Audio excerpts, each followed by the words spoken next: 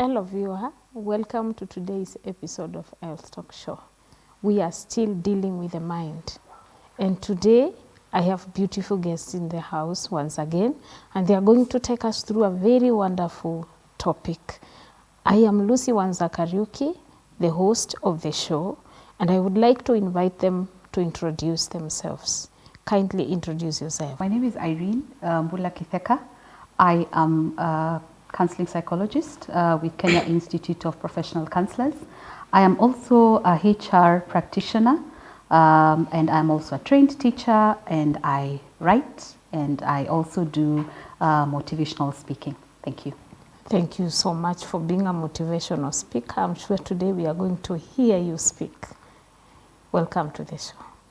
Yes. Hello everyone, my name is Kibe. I'm a counselor at the Kenya Institute of Professional Counseling, and I'm also the founder of the Phoenix Hub. We deal with mental wellness and leadership training in learning institutions. Thank you so much. Thank you so much, Mercy. Welcome once again, and I'm sure we are going to enjoy your wide range of knowledge. Viewer, today we are discussing about loss and grief. Many people have gone through loss and grief, but what is loss and grief? Irene. All right, thank you for inviting me. I think one of the things we need to understand is that loss and grief go together. Yes. And the element of loss means something is taken away from you. Mm-hmm. That is basically what loss is. Yes. So grief is now that whole process of understanding what exactly has happened when this thing has been taken away from me. So grief is that whole process of what is going on. Yes. Yes. So the withdrawal of something you held close to you. Yes. What are some of the things that can be termed as losses, Mercy? The most obvious one, definitely, it comes when you have lost someone dear, the death of a loved one, and that really hits most of us hardest. But also there are other things like also losing your job, breaking up in a relationship that can be nasty, and you know that relationship is not going to work again. You can also lose a pet or like a phone, something that you have been attached to, and there has been that history of you and that thing being in contact with. That can also be termed as loss. It's important to understand that loss necessarily, even when we are talking about like someone retiring, that's kind of a loss because you have been used to a routine that you have been used to, and right now you're facing a retirement and you're no longer going back to that place that you were used to. Also that can be termed as a loss, and it can also cause someone to grieve that process of retirement. We have previously dealt with emotions. Yes. Is grief an emotion? Yes. Yes. Grief is, you'll find that grief is one of those emotions that are not necessarily obviously termed as an emotion, because you cannot stand up and say this is grief. But grief is that bigger emotion that goes on together with other things. For example, when someone is sad, when someone has this feeling of being sorrowful, when someone is basically feeling bad, when someone is feeling down, when someone is mourning. So that whole scenario where someone is actually grieving, there's a whole bunch of other emotions that come with it when you're actually grieving. Yeah. Yes. Yes. I want to read something for you. Okay. Our dear counselors. Something about grief. 1. Grief should last about a year. Yes. Wrong? Grief should last about a year. That's a no. Yes. We grieve differently, and grief is a process. Yes. And we can never say someone gets over grieving. You move on.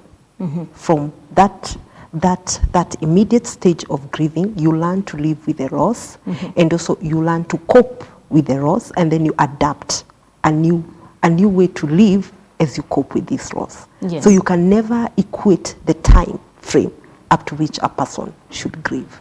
So that is a myth, and that is wrong. That is just a common saying. Grief has which has no basis in it. It has no period. Before I read the next point, Yes. You've said that it's a process. Yes. What is this process that every person should go, or which should go through, or which is this process you're talking about? We have 5 stages that we go through when we are grieving. The first one is denial. You basically, the first thing is you deny this thing has happened. You cannot, what do you mean it has happened? So there's that bit where you just cannot agree it has actually happened. The second thing that we go through is anger. You get upset. Why has this thing actually happened? And again, like we've said, it's not necessarily about death. It's just anything that you've lost. There's that bit where, why has it happened? You're angry, you're upset. Then we get to the third level where you start bargaining. You're like, you know what? Suppose you bring this thing back, then I will be able to do this. So you're basically negotiating so that you hope that that loss does not really take place, yet it has already happened. So you're really bargaining, you're asking yourself, or you're asking the environment, or you're asking your supreme being, why did it happen? Can we negotiate? Can we not make it really go away? Can it come back? Now this is the one that now shifts us to another stage which is very sensitive, which is the depression stage. Now this is the case where you look at it and you're like, it has actually happened. It is bringing me down. It has given me total loss of meaning for life, loss of meaning of anything that I've ever wanted to do. It basically puts you down. And I'll say this at this point, this is a stage where a lot of people end up staying. Because we said it's a process.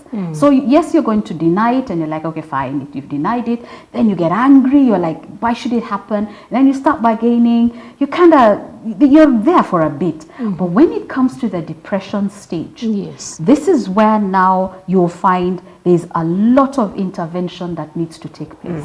A lot of intervention needs to take place because the fact is that particular situation has taken place. It has. There's nothing, it's like when you have a little ball, for example, and you put it in a jar. That ball, if it's a small jar, the ball will still remain the same. So as you move on, if you end up, the ball does not become bigger. All you need to do is add the jar so that the ball still stays smaller. What do I mean? The situation will always remain as it is. If you have lost the job, you have lost the job, period. You've lost it. That's it. You have lost it.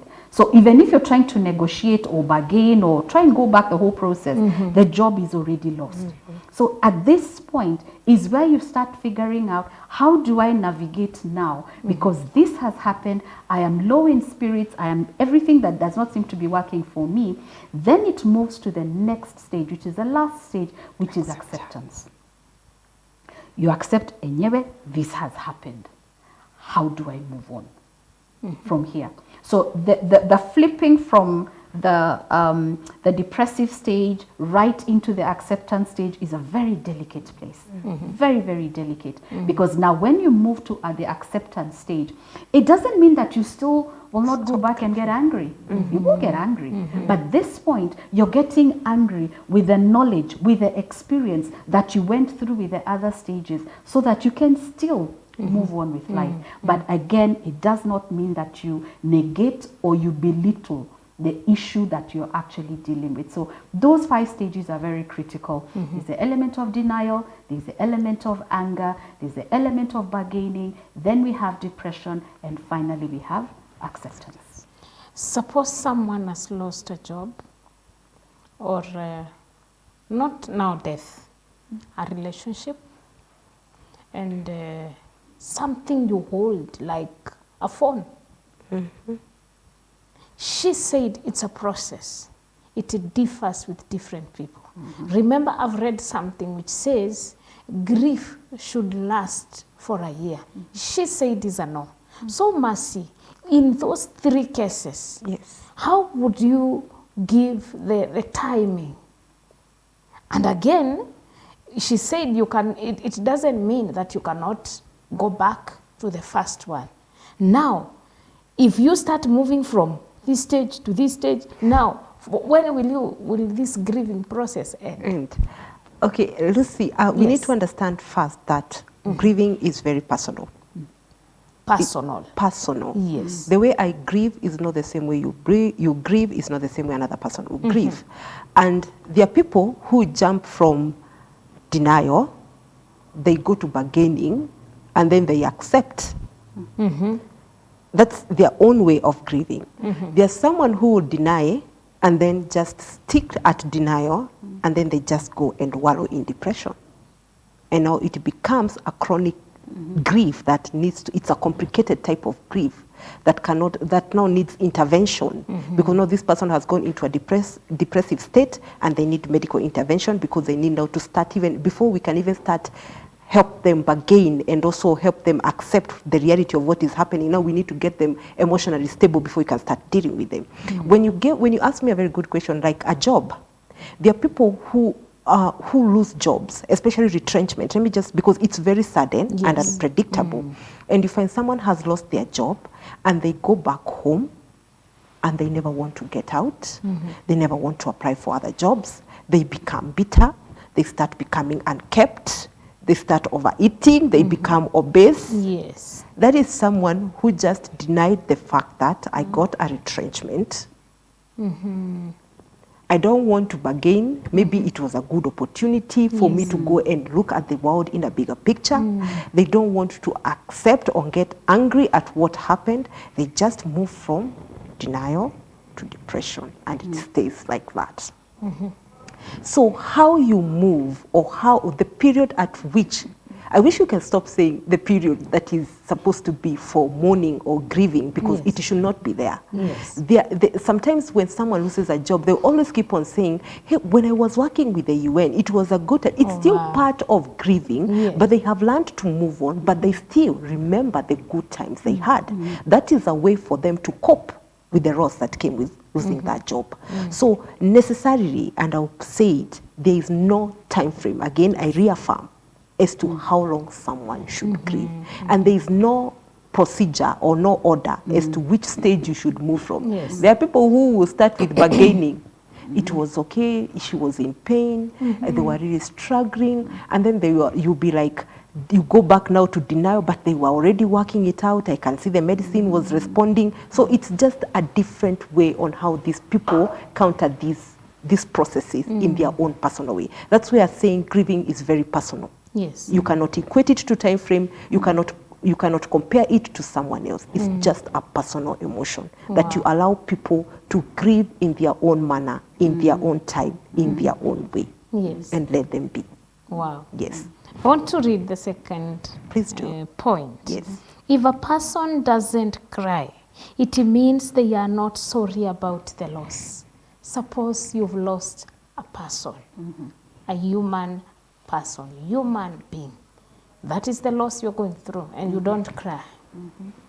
In fact, in our African communities, you are the witch. The witch is the one who died, or me not crying, I'm the witch. You're not crying.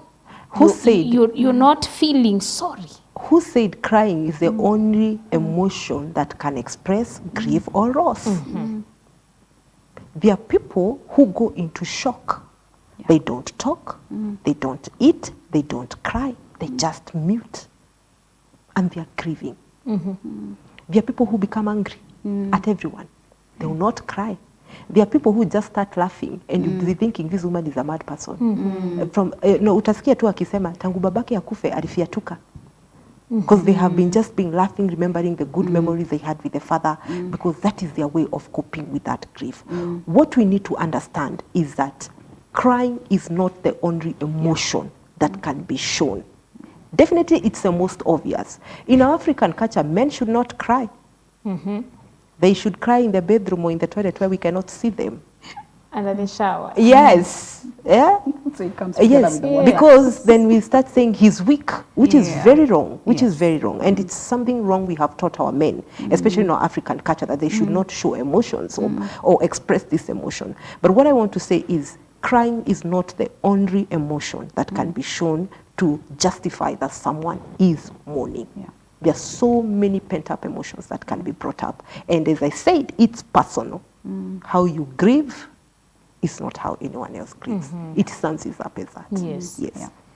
Can I read the third point? Yes, please. It is important to be strong in the event of a loss.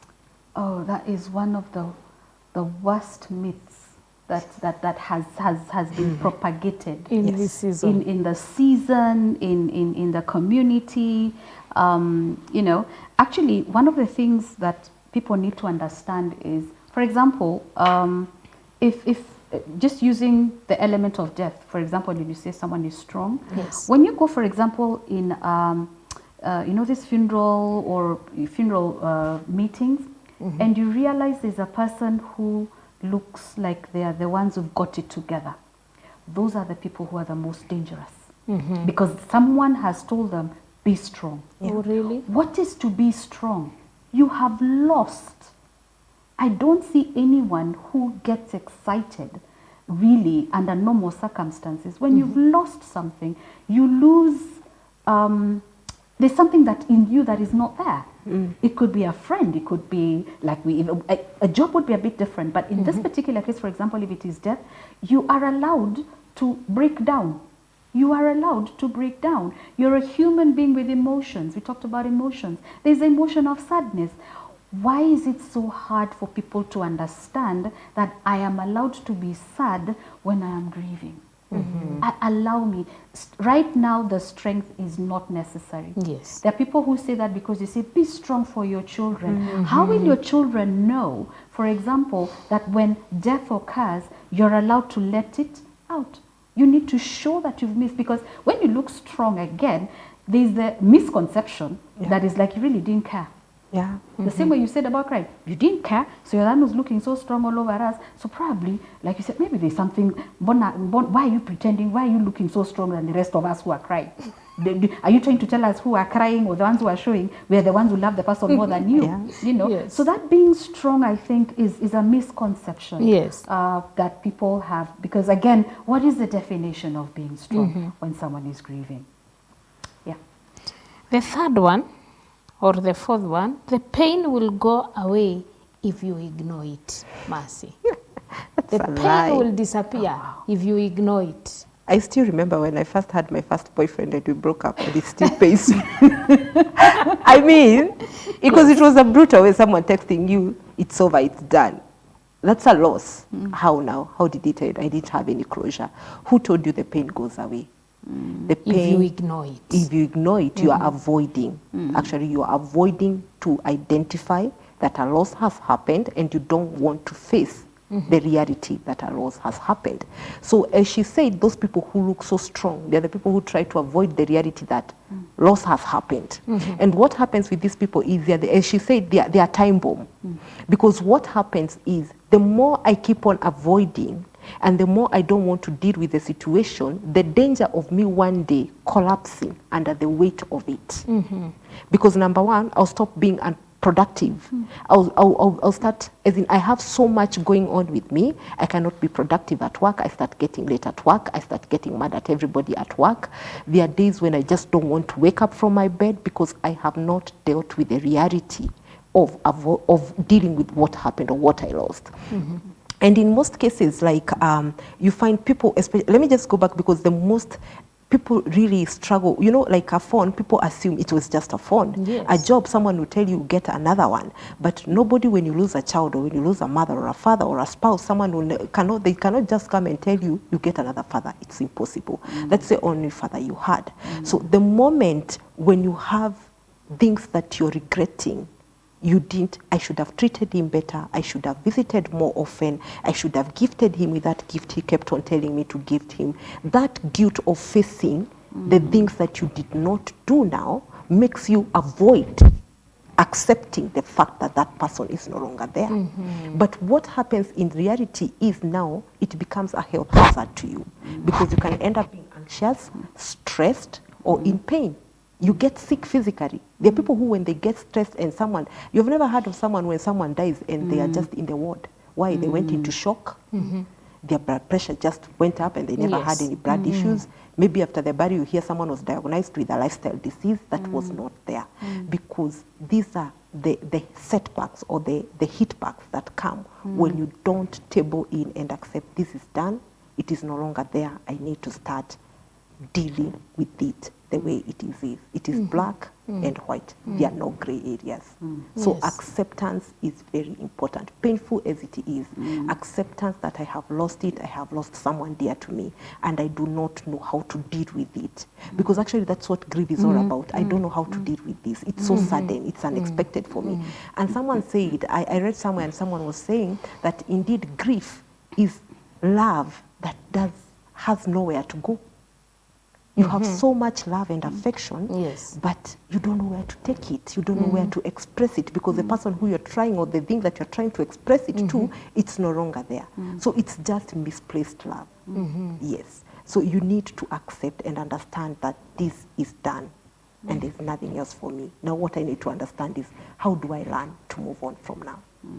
Now that we've said that some of the things that I've read are myths, they're just nowhere, no baseless. Yes. They are not scientifically proven. Yes.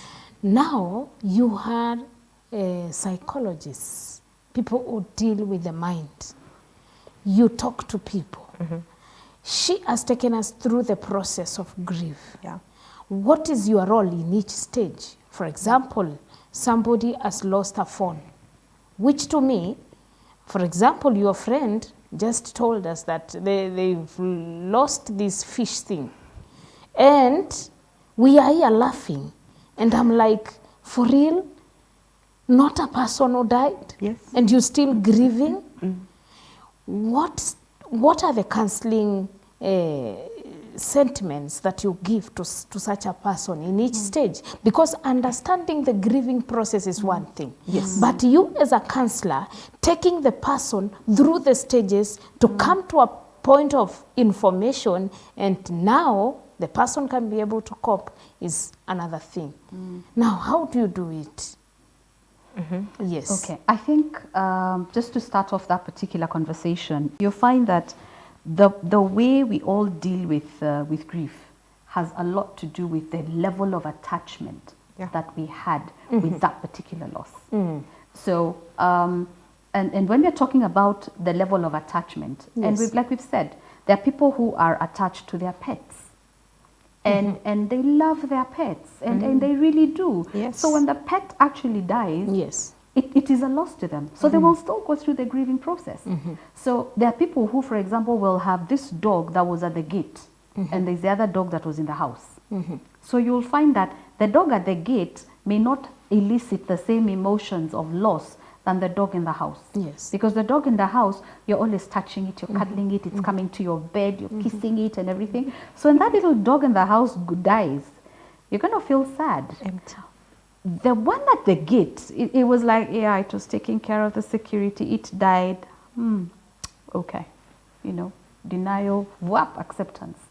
Instantly. A replacement. And replace the dog, chop chop. Why me German Shepherd call? It comes another one. But the one in the house, you'll be able to go with the person and ask them how exactly they feel about that particular loss. And you'll be able, because they will still tell you, I can't believe this dog has actually died. You know, they'll get to a point and get angry, like, now what am I supposed to do without this dog?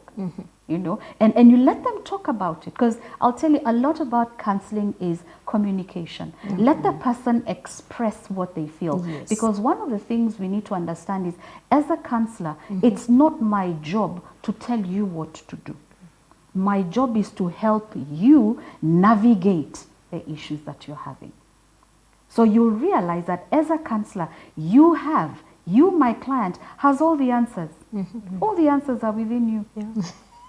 That's an amazing thing about a human being. You have all the answers. All we do is open up the possibilities of what you need to do. That is what we do. So if you're telling, you come and you have an issue with the element that your dog passed away, and you'll be able to sit down and we talk about it. Let me hear you. Let me hear what you're thinking about your dog. Let me hear what you feel about the loss of your job. Let me hear you tell me what the phone meant to you. And then we'll be able to have that conversation. And when we're talking about bargaining, you'll realize there are some things that, you'll be like, you know what, maybe I needed a new phone. Yeah, I needed a new phone. So I miss it. It had all the memories, but I hope I saved all the photos on Google. I'll actually just get them back, And after that, you'll be like, you know what? I don't need to be depressed about a new phone because right now I know I can get another phone and pop, you move on to the next one. So a lot has to do with the kind of relationship you had with that particular loss. Yes. Then you'll be able to navigate to the next particular one. What happened, for example, just before the loss happened? What was happening? Did you have signs that you were going to lose that job? I'll tell you, for example, I lost a job, is it 2010? I woke up, I went to work, and I was fired. And I'm thinking, wait a minute, I have no, it's the same thing. So you're thinking, personally, I would say I had no idea what was happening, but I was fired.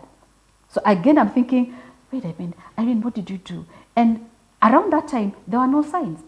I went through the process and thank God I'm able to move forward and I've accepted, I've moved on. Do I still talk about the job? Of course I talk about the way I was fired, but I do not have the same heavy emotions that I had then. Yes. Because I remember when that happened, I had 3 days of a situation. 3 days, just 3 days of madness.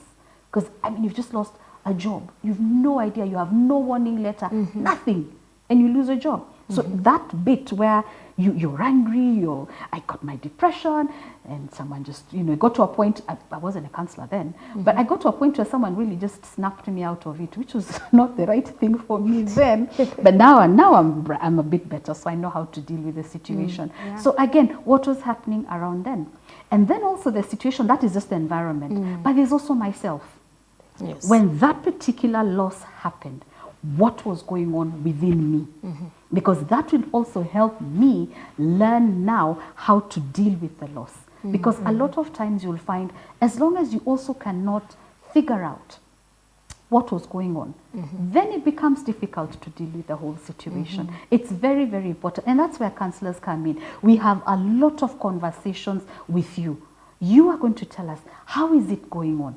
What is it that you feel you have lost? What is it that you feel that you still want to hold on? Because like we said, it's so personal that you cannot tell me within 1 year, a boo snap out of it, you move on, But there are times, of course, when someone needs to be able to pick yourself up somehow. Somehow you have to pick yourself up and then you move on. But again, like we've said, it does not mean that you negate that particular grieving process. Yes. Wow, thank you so much, Irene. That is a very detailed explanation. And I'm just thinking, are there signs that this person is grieving? Apart from just the general knowledge that the mother is gone, the spouse has died, she has been sacked. Can you just know that from the way so-and-so looks like, she's grieving? Yes, there are signs. I'll give a practical example of someone I know. It is over 27 years since the wife died. And he has never removed his wife's clothes from their bedroom or their closet. Wow. So what does that tell you? That that person is still in denial stage.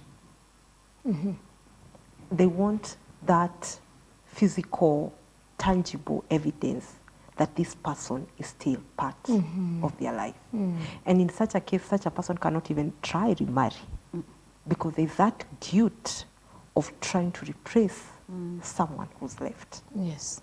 So as much as this person will not talk about it, and as much as they will not show it, but the things that you see will tell you this person is still grieving. I also go to another practical example whereby sometimes you find like a lady who was well groomed, neat, or outgoing, and they have lost someone or something dear to them, and then all of a sudden she starts being unkempt. She doesn't mind how her nails, her hair looks. she's not so concerned about the organization of her house, or she doesn't even want to go to chamas. You know, women, we are chama people. Yeah, and we just withdraw, and you're like, nowadays you don't want to talk to anyone. That is also another silent communication that someone is grieving. These signs can also be like the way I'm saying, personal grooming, whereby now someone used to be so neat and they're no longer taking care of their physical health, or I mean their physical appearance. There are also people who just start getting sick, because now they have allowed the grieving process or the sorrow to be so much and to go so much undealt with, because you need to deal with it. And then what happens now is that sorrow starts becoming now a problem that starts triggering medical issues. You start becoming anxious, you start becoming depressed, you start having blood pressure and lifestyle diseases. Yeah, there's some people who start having memory losses. They cannot really coordinate. You just see there's something, just this person is no longer the same way that they used to be. So those are some of the physical signs that you tell someone is still grieving. Viewer, this is TBS TV Africa. We're still on Health Talk Show, and we are dealing with sorrow, loss, and grief. And we are doing the signs and symptoms of loss and grief, and we are continuing after the break.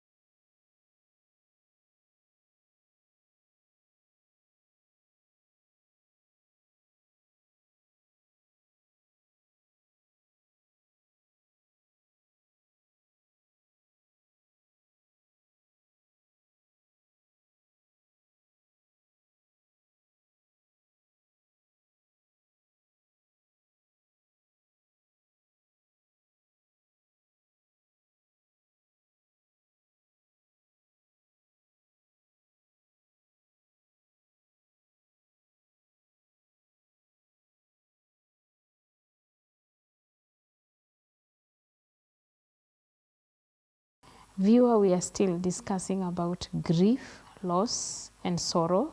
And I am sure we have all lost one thing, one person at one time in our life. It really affected us. But if I may ask, how did you go about it? We are here to help you to understand how you can go about it, how you can be able to manage your neighbor, yourself.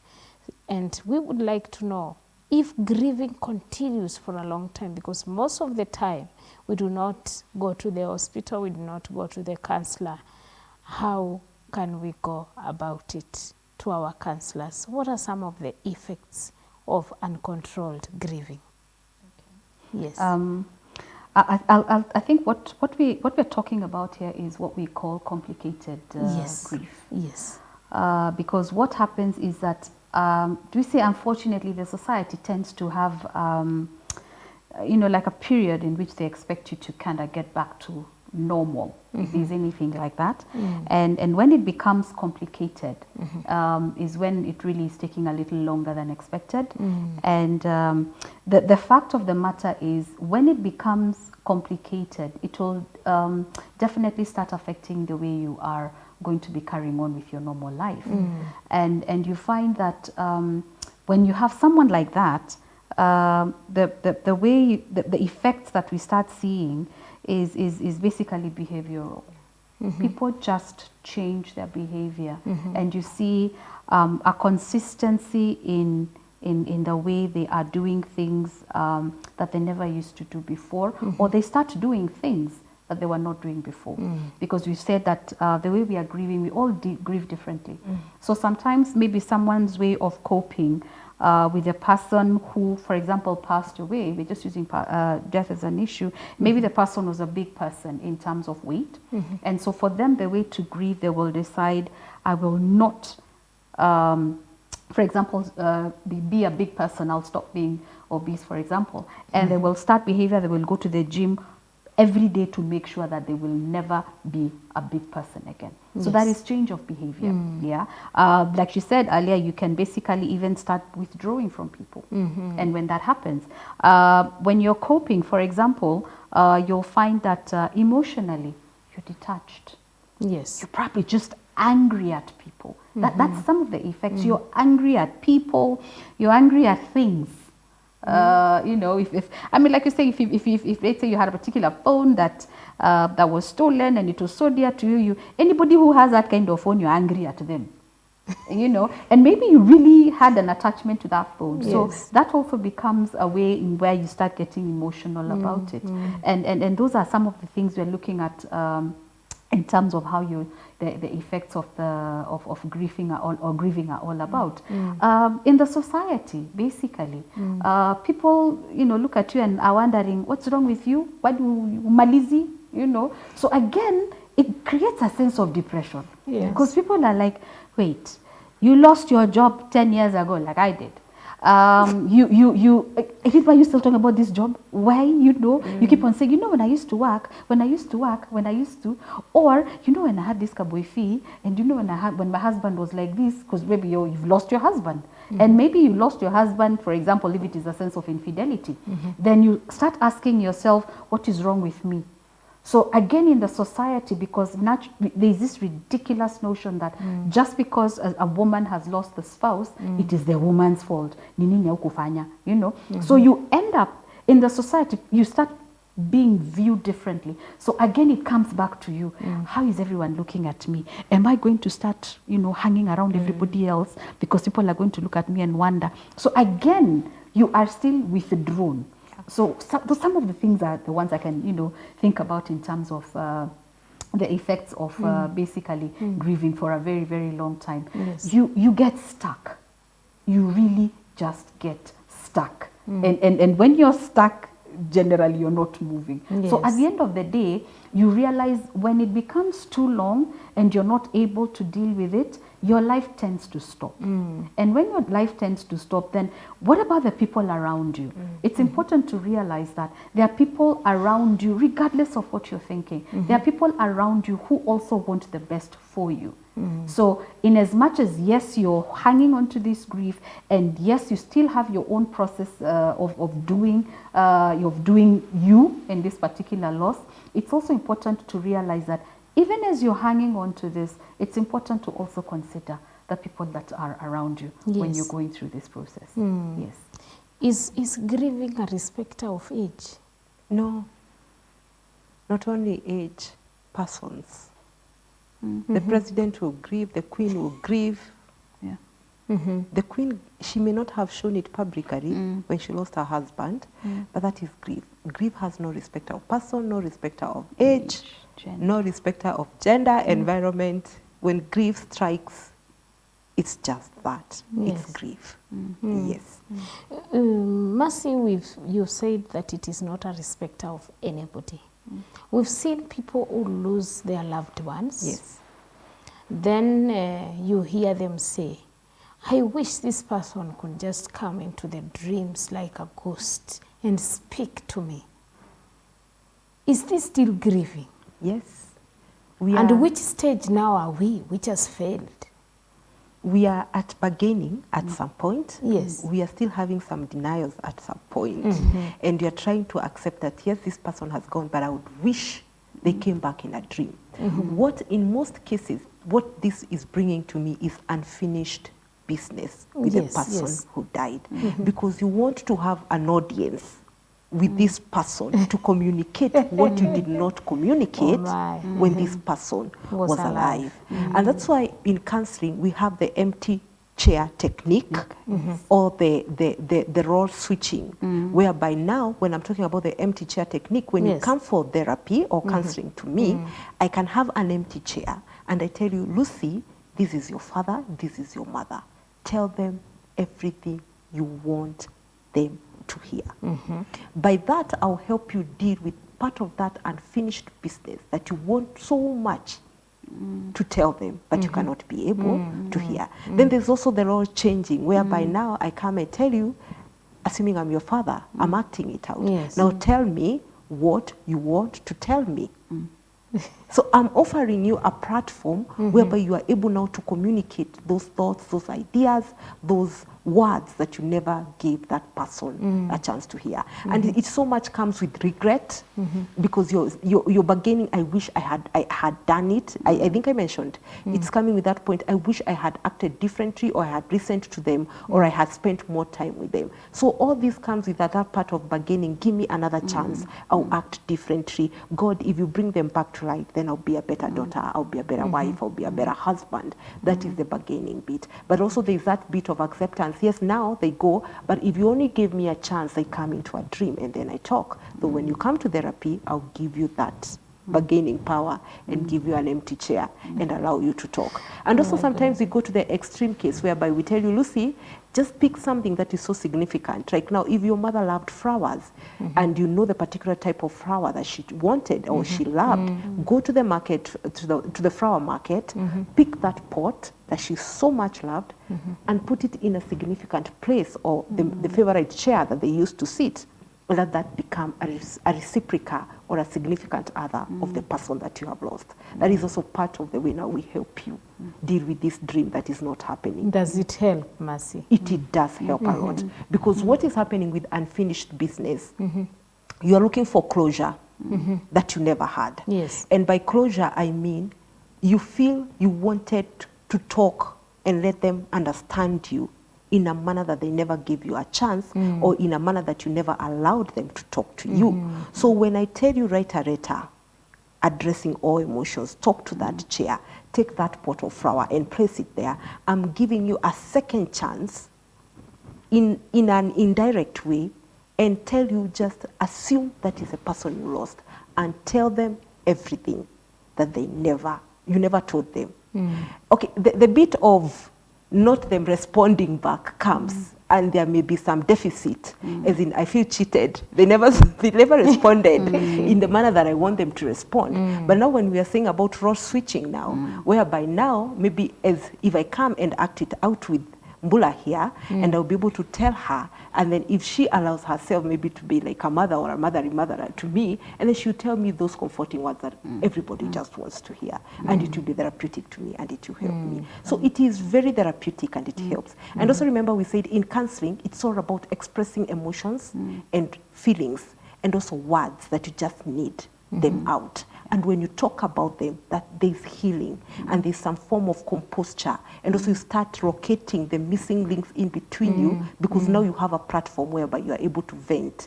It's very different when you vent out what you want to say, and when you pent it up inside and don't talk about it. So it is very effective, and many people have been helped by that therapy technique. Irene, there are people with chronic grief. But it doesn't affect them. Is there a problem with that? I think we need to understand that there are people who I wouldn't say have, I wouldn't say chosen to be there, because what we have said is that grieving is a very personal situation. So when it becomes chronic, it basically means I'm stuck at this point to grieve. I'm stuck here, and this is where I am going to be. So the question would be for that particular client, now that we are here, what do you want us to do about this situation? What do you want us to do about this situation? Because at the end of the day, we have said that this particular situation happened. The loss has happened. But in as much as we are very careful to say, we are not going to trivialize your loss. But if you're getting to a point where it is so recurring, that's where it becomes chronic, where you are always in this state where if anything happens, you retreat to grieving. When this happens, you retreat. And that is where, again, we are coming back to ask ourselves, what is this that keeps on taking you back?